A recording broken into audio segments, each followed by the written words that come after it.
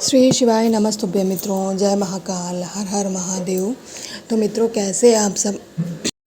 आशा करते हैं आप सब लोग बहुत अच्छे होंगे।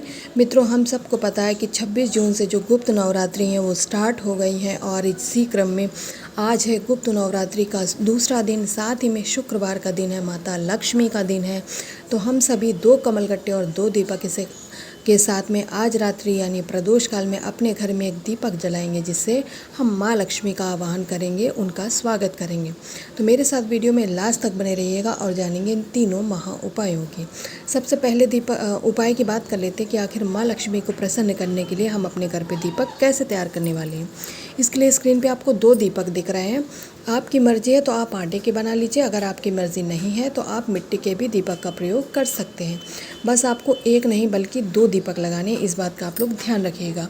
और माँ लक्ष्मी के लिए बत्ती लगा रहे हैं। अपने घर में धन की बढ़ोतरी के लिए जब कोई भी उपाय किया जाता है तो उसमें जो बाती प्रयोग की जाती है मित्रों, वह लंबी बाती का प्रयोग किया जाता है। आप लोग दोनों ही दीपक में आप लोग लंबी बाती का प्रयोग करेंगे। साथ ही में विशेष अवसर पर जब विशेष दीपक लगाते हैं तो उसमें घी का प्रयोग किया जाता है, उसे प्रज्वलित करने के लिए। तो आप लोग दोनों दीपक में घी लगा लीजिएगा। साथ ही में हमें धन संपदा का उपाय कर रहे हैं, धन में बढ़ोतरी का उपाय कर रहे हैं, तो हमें 2 कमलगट्टों की भी आवश्यकता पड़ने वाली है। इसके बाद इस दीपक उठाएंगे और पहुंच जाएंगे आप अपने घर के मुख्य दरवाजे के पास। यहाँ पर आपको दोनों दीपक को स्थापित कर देना है और इन्हें जब प्रज्वलित करेंगे तो माता लक्ष्मी का स्मरण करके दोनों दीपक की बत्तियों को आप लोगों को प्रज्वलित कर देना है। अगर आप जब दीपक की बत्तियां प्रज्वलित करेंगे, आप लोगों को स्मरण रखना है कि जो दीपक की मुख होगा वह दक्षिण दिशा में नहीं होना चाहिए। दोनों दीपक जब जलने लगे तो एक एक कमलगट्टा दोनों दीपक में डालेंगे, एक में माँ रिद्धि के नाम से और दूसरे में माँ सिद्धि के नाम से, और हाथ जोड़ करके आपको माता रानी से विनती करना है कि माता रानी, मेरे घर में जो भी धन संपदा है उसमें बढ़ोतरी हो और आपके घर की जो धन संबंधी परेशानी हो समाप्त हो। इस तरीके से आप लोग माता लक्ष्मी को प्रसन्न करने के लिए लंबी बत्ती का दीपक बनाएंगे और अपने घर पे इस उपाय को याद से प्रदोष काल में ही करिएगा, दिन में करने की भूल मत करिएगा। तो पहले उपाय समझ गए, तो दूसरे उपाय की बात करते हैं, जो कि है कर्ज मुक्ति का उपाय। हर घर में एक ना एक व्यक्ति ऐसा होता ही है जो सब पूरे परिवार को परेशान करके रखता है, उनके नाक में दम करके रखता है। जैसे कोई बेवजह झगड़े कर लेता है, झगड़े मोल कर लेता है, और कोई बेवजह कर्ज ले लेता है। ऐसे में आप लोगों को एक बेलपत्र लेनी जो कहीं से कटी फकी ना हो, खंडित तो बिल्कुल भी नहीं होनी चाहिए। साथ ही में आप लोगों को फिर से एक कमलगट्टा लेना है। अगर आपके घर पे पहले से उपाय में प्रयोग किया हुआ कमलगट्टा रखा तो आप उसका भी प्रयोग कर सकते हैं, ठीक है। इसके बाद तांबे का एक कलश लेंगे, उसमें आप लोग अपने घर का शुद्ध जल भरेंगे। जल के साथ में गंगा जल डालेंगे, क्योंकि गुप्त नवरात्रि का दिन चल रहा है तो ऐसे में गंगा जल का उपाय करना तो बनता है। इसके बाद में जो आपने एक कमलगट्टा लिया हुआ है उस कमलगट्टे को इसी कलश के अंदर डाल देंगे। अब इस कलश को उठाएंगे, बस बेलपत्र डालने की भूल मत कीजिएगा, हमें कमलगट्टा ही डालना। इसके बाद में महादेव जी की शिवलिंग के पास पहुंच करके आपको अपना मुख रखना है उत्तर दिशा में। अब माता लक्ष्मी का ध्यान करते हुए, उनका स्मरण करते हुए आप लोग उस बेलपत्र को महादेव जी की शिवलिंग के ऊपर समर्पित कर दीजिएगा।